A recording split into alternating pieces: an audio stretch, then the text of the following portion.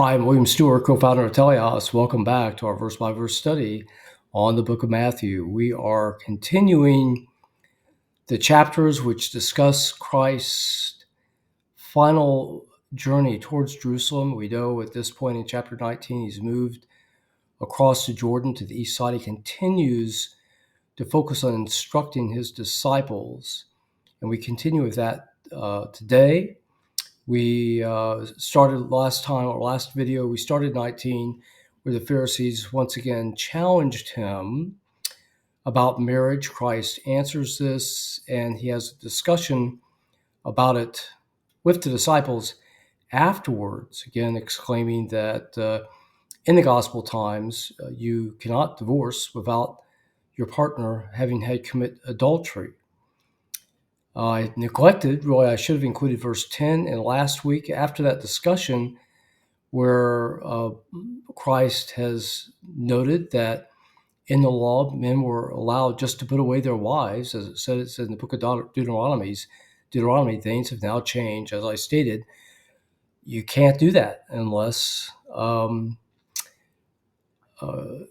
spouse commits adultery. Now, probably one of the great lines, and who says God doesn't have a sense of humor, that in verse 10, the disciples thus then say, in the case of man, be so with his wife, it is good not to marry. So they're basically saying, gee, if we can't divorce them and just kick them out of the house, then why bother getting married? Christ doesn't really respond to this, I think, directly, but moves on. And in verse 11, maybe this belongs with verse 10. I think it really belongs with verse 12. And he said, all cannot receive this saying, save they to whom it is given. For there are some that are eunuchs. So eunuchs are basically men who can't have sex and perform in a sexual way for various causes, and Christ enumerates them. Some are born that way from their mother's womb. Some are made eunuchs, which are made eunuchs of men. Otherwise, they were physically castrated, probably violently or as punishment. And there are eunuchs who have made themselves eunuchs for the kingdom of heaven's sake. He that is able to receive it, let him receive. Now, the third case are those who've determined not to engage in sexual relations, to free themselves up from marriage to better serve God and not be encumbered by family duties. And then he basically admits, if you can receive this, and the word here in the original Greek means probably contain, is a better way to put it. If you can contain it, contain yourself, let him contain it. So if you can live your life without getting married, that's great. I think he's definitely not saying that you have to do this, because he recognizes the desire that people have for marriage and for sexual relations. God made us, he knows.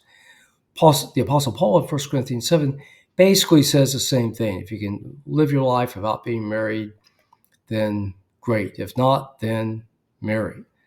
So similar outlooks here in the Gospels and in the time of the church. And remember, these are separate. What we read in the Gospels are commands to the people of the gospel times. Christ hasn't yet died and been resurrected. And so our commands are in the epistles from Romans to Revelation 3. But often they overlap. Makes sense. So then we come to another parable, 13. And there were brought to him little children, and that he should lay his hands on them and pray.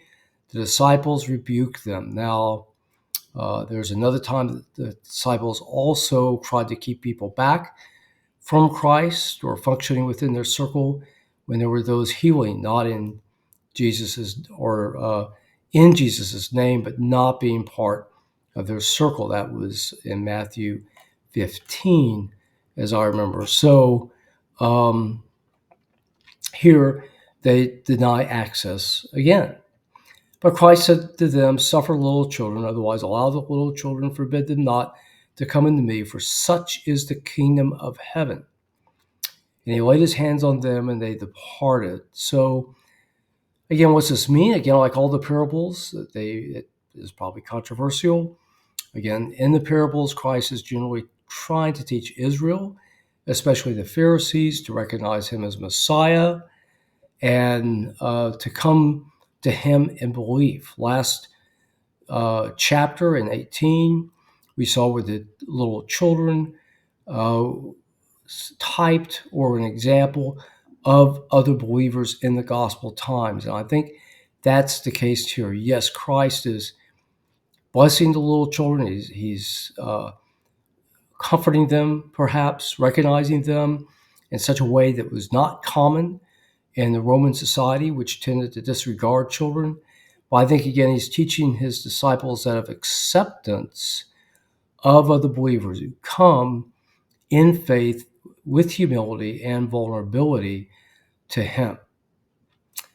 Okay, so what have we learned? That those who in the gospel times believe, they receive one another, much like we do in the church time. We receive other true believers. We also learn, and this is the same in the church, if you can live your life without being married, that's wonderful. Perhaps your service then to God would be better.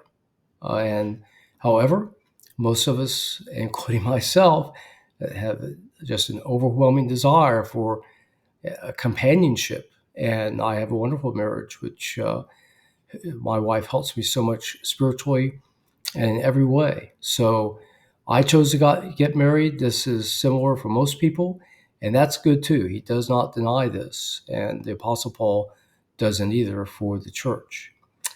Okay, thank you for joining me today. Next time we'll deal with the rich young ruler Christ continues to teach his disciples.